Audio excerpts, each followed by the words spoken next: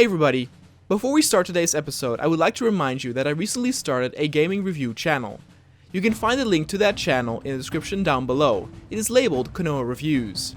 On that channel, I review games, both old and new, and you can even request certain reviews by commenting on the videos on there.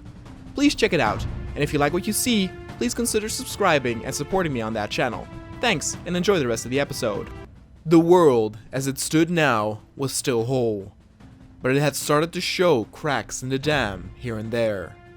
A civil war was unleashed in the west of the US, and Juganov seized this opportunity to increase his nation's production with a scheme that would create mass production on a scale rarely seen. As things were likely that they would face another war someday, upping the production was something essential. Chomsky, at the opposite side of the spectrum, also increased his own power, making some question if he did not grow too power-hungry after the May-Day attack, which could have negative consequences for the Commonwealth too. British intelligence invested in better and more modern detection devices, since the fear of a possible coup in many nations had increased. Overall, the British were calm, but they could never be too sure. Syria was of course one of those nations where revolution was fueled initially by the War of the Six Armies. The kingdom was taking heavy losses, and more than 2,000 had already been killed, whereas the opposing faction did not even lose 200. China was still looking towards America, more specifically the American Republic, since that nation still stood safe from the conflict spurred within Angela Davis's territory. In a sense, the east of America would be China's doorstep towards influence in the States. Next up, Britain hired new war advisors who came up with stricter policies. This in the end would work more efficient regarding military training and preparation if war were to present itself. It was the same for many nations, as they hurled up within their own shell and prepared for a possible scenario of which many did not even know if it would possibly happen. By February of 2011, the war against Cascadia still raged on, and Angela Davis focused on regaining stability in her nation. Despite her being on the winning side, the revolt itself might fuel some others to do the same, and she wanted to avoid this at all costs. Chomsky at the same time continued doing similar things, creating stability for his own gain by restructuring the chamber with none who opposed or differed from him. Then in the second week of February, what many feared came true. Though communism had set its roots in some nations in Africa, an actual sign of increase was not yet seen. But then word got out that Ethiopia had joined the Warsaw Pact. Ethiopians observed eagerly on their television sets as the Soviet Politburo debated their nation's possible membership in the pact. On one side, nationalists and self-proclaimed European communists stated that Ethiopia would be a burden on the strong alliance. On the other hand, friendlier and more welcoming Soviet politicians declared that the socialist world order would eventually collapse if it did not allow other developing nations into its open arms. Eventually, after much ferocious debate, Gennady Juganov decided that Ethiopia should be admitted as a full member effective immediately. Next up for the Privy Council in Britain, a new economic advisor was introduced. It showcased the priority it had compared to the war advisor before, but for now, the new economic advisor would come up with reforms to increase overall factory output throughout the entire country. By the end of March 2011, the Cascadian revolt still had not been silenced, and Angela Davis was running out of patience.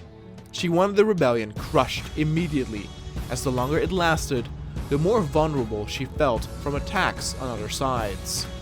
In order to crush the rebellion, she would unleash a 4-month-long war propaganda campaign with which she hoped to gain more recruits to pick up arms and fight for her cause. Juganov, after completing his scheme, set in motion a movement that would strengthen the chairman position, and with that, a more secure ideology which was dwindling with some after having seen revolts elsewhere in the world. But one should not forget that up until now, all of those revolts had resulted in nothing but bloodshed. Halfway through April, some positive news arrived on the doorsteps of the British people once more. It was the wedding of Prince William and Kate. The two met in 2001. Their engagement in October of 2010 was announced in November of the same year by Clarence House, and the build-up to their wedding had attracted much media attention. The occasion was a public holiday in Britain and featured many ceremonial aspects, including the use of the state carriages and roles in the foot guards and household cavalry.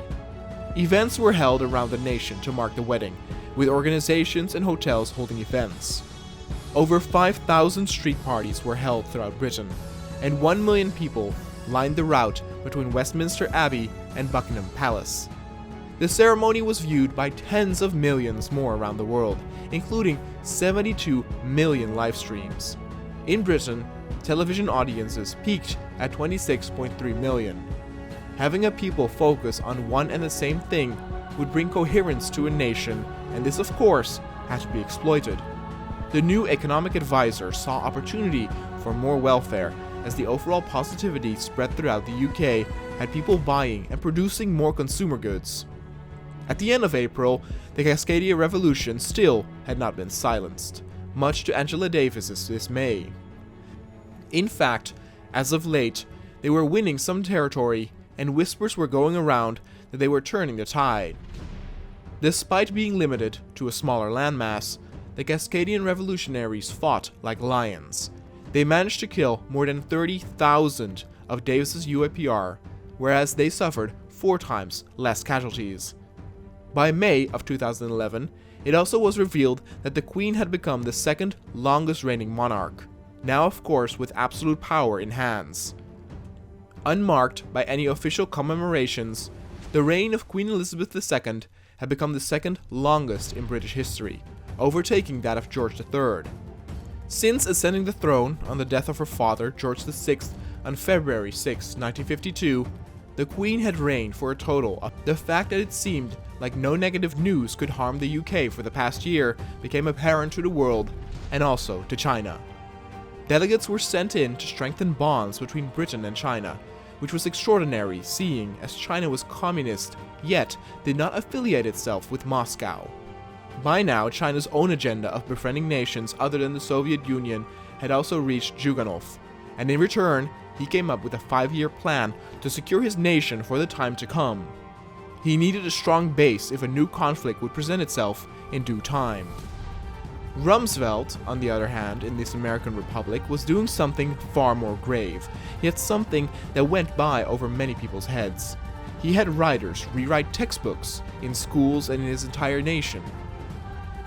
He rewrote history to suit it to his liking, and create a stronger patriotic feeling to children who were taught under those doctrines and texts. And love for any communist was nowhere to be found in those words. Chomsky was doing similar things, but instead with the media. He wanted clear rules to be established on the local media rights and under the protection of a slogan of free media. In reality, he would note in black and white what rights the media had and did not have on portraying news.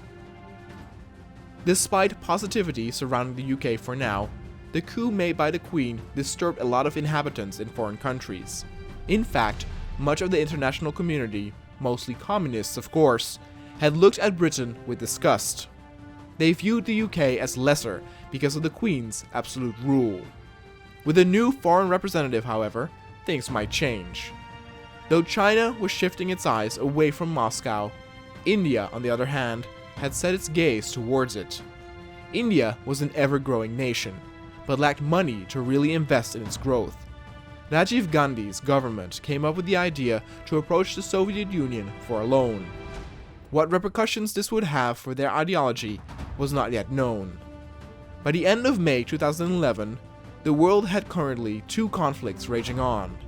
Some pessimists thought that by now more conflicts would be enthralled, but world leaders were playing the game cautiously. France and Germany, as always, continued to care for the Red Army in the sense they were supplying sea, air, and manpower according to Moscow's will. In America, it was interesting to see how neighboring factions answered to the civil war raging on to their west. Montana still did not lift a finger, and focused on trade with Africa. Utah was set to focus on American wealth and trade itself, though there were those who believed that to be a cover as they secretly supported the revolutionaries from Cascadia. The Union of Lincoln made it very clear that they were investing in heavy armor as the war was going on right on their doorstep. Should it escalate across their own territory, they let the forces to the west know that there would be hell to pay.